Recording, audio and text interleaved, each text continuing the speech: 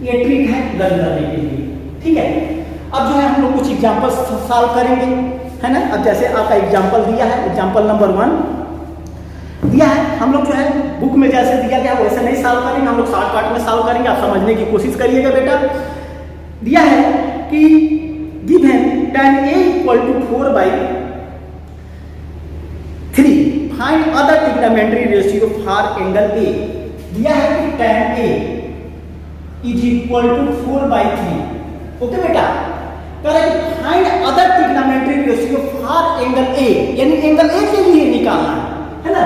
तो ये आपका हो जाएगा, आपको फाइंड आउट क्या करना है, तो sin A फाइंड आउट करना है, cos A फाइंड आउट करना है, cosec A फाइंड आउट करना है, sec A फाइंड आउट करना है और cot A फाइंड आउट करना है। क्योंकि टोटल 6 ट्रिग्नोमेट्री रेशियो होता है, उसमें से 1 जो है वो दे दिया है, tan A दे दिया है, ठीक है ना।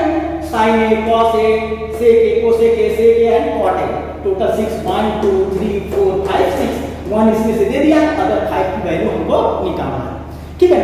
तो रफली आप निकाल सकते हैं, फिगर से भी आपको समझाया गया है, लेकिन आप निकाल सकते हैं। देखिए अभी आपने फार्मूला पढ़ा है कि tan A = होता है परपेंडिकुलर अपॉन बेस।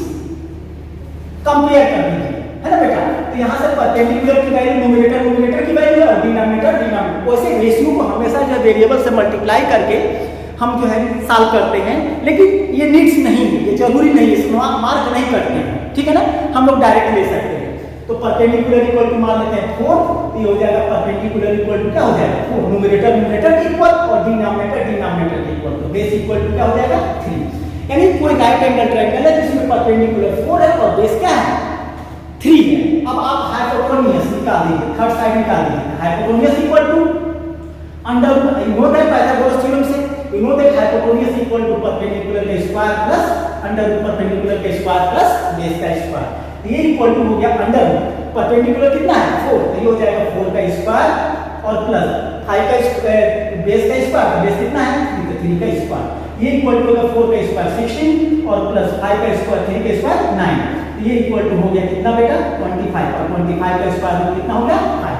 यानी हमको उस राइट एंगल ट्रायंगल के तीनों साइड मालूम है, परपेंडिकुलर मालूम हो गया, बेस मालूम हो गया और हाइपोटेन्यूज मैंने निकाल लिया। अब आपने फार्मूला अभी पढ़ा है ना, साइन का वाले निकालते हैं, सब आप जानते हैं। तो साइन थीटा या साइन ए के लिए ही निकालना, तो साइन ए इक्वल टू क्या हो जाएगा बेटा, तो साइन ए इक्वल टू हो जाएगा, हम जानते हैं परपेंडिकुलर अपॉन हाइपोटेन्यूज, यही फार्मूला होता है ना। अभी मैंने क्लियर किया, पाकिस्तान भूखा प्यासा और हिंदुस्तान हरा भरा से निकालोगे तो पी बाई एच आ जाएगा। तो परपेंडिकुलर कितना है 4 और हाइपोटेन्यूज कितना है 5, तो ये इक्वल टू हो जाएगा sine equal to sine A equal to हो जाएगा 4/5। सेकंड अगर हमको निकालना है कॉस निकालना है, तो कॉस ए, देखो एंगल ए के लिए सब कुछ निकालना है, एंगल ए के लिए सब कुछ फिक्स है ना। तो कॉस थीटा इक्वल टू क्या होता है, तो बेस अपॉन हाइपोटेन्यूज। बेस, तो अब देखो बेस कितना है, तो बेस b इक्वल टू 3 है, तो बेस के प्लेस में 3 लिख दो और हाइपोटेन्यूज आपने फाइंड आउट किया कितना 5, तो ये हो जाएगा 5, ठीक है ना। अब जो है थर्ड है कोसेक, कोसेक ए निकालना है, तो कोसेक ए इक्वल टू होता है, उसे डायरेक्ट भी कर सकते हैं, साइन का रेसिप्रोकल कोसेक होता है, तो साइन की वैल्यू है 4/5 और कोसेक ए की वैल्यू हो जाएगा 5/4। या फार्मूले में भी आप जानते हैं कि हाइपोटेन्यूज आपका क्या होता है परपेंडिकुलर, हाइपोटेन्यूज कितना है 5 और परपेंडिकुलर कितना है 4, ये इक्वल टू हो जाएगा 5/4। फोर्थ है सेक ए, तो सेक ए इज इक्वल टू होता है क्या बेटा, तो सेक ए cos का रेसिप्रोकल है, तो cos इक्वल टू 3/5 हमने फाइंड आउट किया, तो सेक इसका रेसिप्रोकल होगा तो 5/3 होगा। या फार्मूले से भी आप निकाल सकते हैं, सेक इक्वल टू होता है हाइपोटेन्यूज अपॉन बेस। हाइपोटेन्यूज आप देखिए इससे हम लोग फाइंड आउट किए 5 और बेस हम लोगों ने जो है दिया हुआ है 3, ये हो जाएगा 5/3। और cot फिफ्थ है आपका cot, तो cot इक्वल टू tan का रेसिप्रोकल होता है, तो tan इक्वल टू गिवन था 4/3, तो cot उसका रेसिप्रोकल होगा, डायरेक्ट आप भी लिख सकते हैं, मार्क नहीं कटेगा, है ना। तो ये हो जाएगा 3/4। या फार्मूले में भी आप करेंगे कि आ जाएगा बेस अपॉन परपेंडिकुलर, और थीटा इक्वल टू होता है बेस अपॉन परपेंडिकुलर। बेस कितना है 3 और परपेंडिकुलर कितना है 4, ये इक्वल टू हो जाएगा 3/4। अब इस तरह से हमने जो है हमको tan ए दिया था, हमने ऑल ट्रिग्नोमेट्री रेशियो की वैल्यू निकाल लिया, साइन की वैल्यू निकाला, cos कोसेक की, सेक की और cot की, और tan हमने गिवन था। तो 6 ट्रिग्नोमेट्री रेशियो होते हैं, 6 जो है ट्रिग्नोमेट्री रेशियो की मैंने क्या निकाला वैल्यू, बहुत सिंपल है, आराम से आप देखिए, ठीक है बेटा। तो एग्जांपल 1 ये सॉल्व हुआ। आप जो है बुक में जो दिया गया है रेशियो को अलग करके के से मल्टीप्लाई या एक्स से मल्टीप्लाई करके या उलझने की कोशिश मत करिएगा, ठीक है बेटा। ठीक है,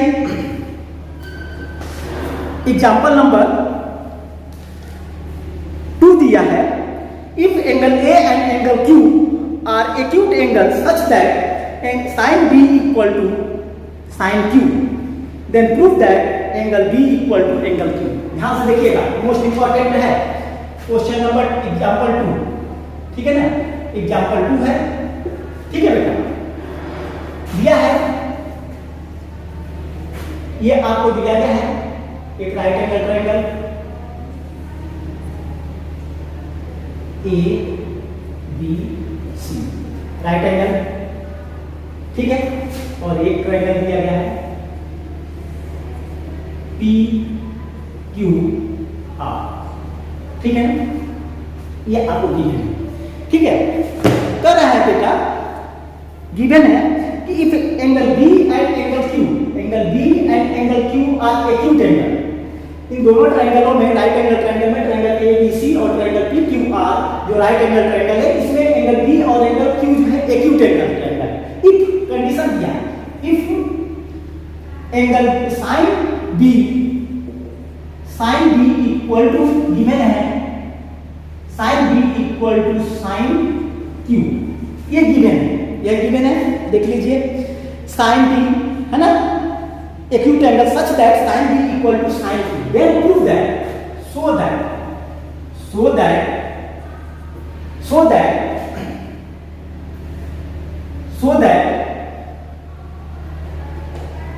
angle b equal to angle q।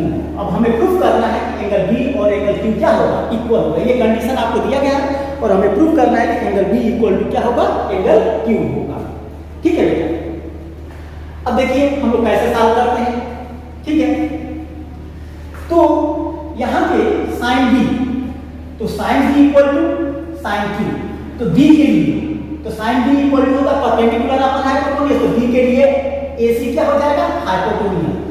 ये आपको गिवन है sine B equal to sine Q, okay बेटा, तो गिवन है। अब ध्यान दीजिएगा थोड़ा, साइन बी तो बी एंगल के लिए चलेंगे, तो साइन थीटा इक्वल टू होता है परपेंडिकुलर अपन हाइपोटेन्यूज, तो बी के लिए परपेंडिकुलर क्या होगा, एसी, और हाइपोटेन्यूज तो हमेशा फिक्स रहता है 90 डिग्री का अपोजिट साइड, इसमें क्या होगा, बोलो बेटा, एबी।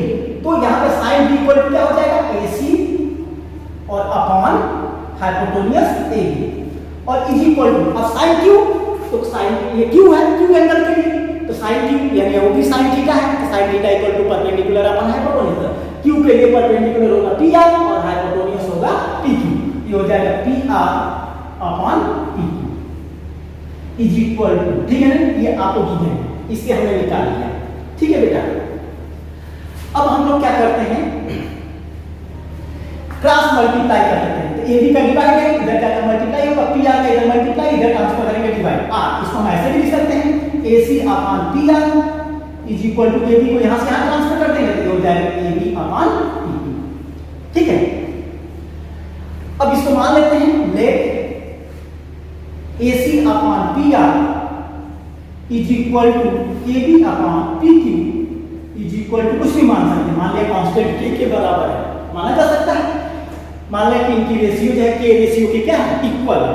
अब if A C upon P R is equal to K, तो ए सी इक्वल टू क्या आ जाएगा, के पी आर आएगा बेटा, ठीक है ना, पी आर का के साथ मल्टीप्लाई। अब सेकंड कंडीशन हम ऐसा भी ले सकते हैं, if A B upon P Q is equal to K, मैंने मान लिया, तो पी क्यू का इधर मल्टीप्लाई हो जाएगा, ए बी इक्वल टू क्या हो जाएगा, के पी क्यू होगा ना, पी क्यू का के क्या हो जाएगा, मल्टीप्लाई। अब इसमें हाइपोटेन्यूज निकालिए, तो पाइथागोरस थ्योरम से in right angle triangle, in triangle ABC, triangle ABC में पाइथागोरस थ्योरम यूज करिए। आप जानते हैं AB आपका हाइपोटेन्यूज है, AB इक्वल टू हो जाएगा अंडर रूट परपेंडिकुलर का स्क्वायर AC स्क्वायर और प्लस BC स्क्वायर, ओके बेटा। तो AB इक्वल टू, अब यहां पे देखिए AC इक्वल टू मैंने प्रूफ किया के पी आर, ये हो जाएगा इक्वल टू अंडर रूट के पी आर का होल स्क्वायर और प्लस बीसी इक्वल टू यहां हम लोगों ने प्रूफ किया है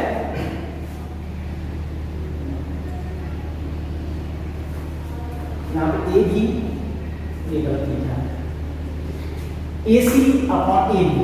हाँ ठीक है, तो A C upon A B is equal to A C आपका हो गया, ठीक है ना। ए सी और देखो हम लोग गलत निकाल रहे हैं इन ट्रायंगल। अब हमको देखो ए सी और ए बी और इसमें पी आर और पी क्यू की वैल्यू, अब बी सी हम निकालने की कोशिश करते हैं। बी सी इस ट्रायंगल में क्या है, बेस, तो बेस इक्वल टू यानी बी सी इक्वल टू क्या होता है, अंडर रूट हाइपोटेन्यूज का स्क्वायर। हाइपोटेन्यूज ट्रायंगल में क्या है, ए बी स्क्वायर और माइनस परपेंडिकुलर क्या है, A C square. Pythagoras theorem है, तो ये हो जाएगा B C is equal to under root A B square.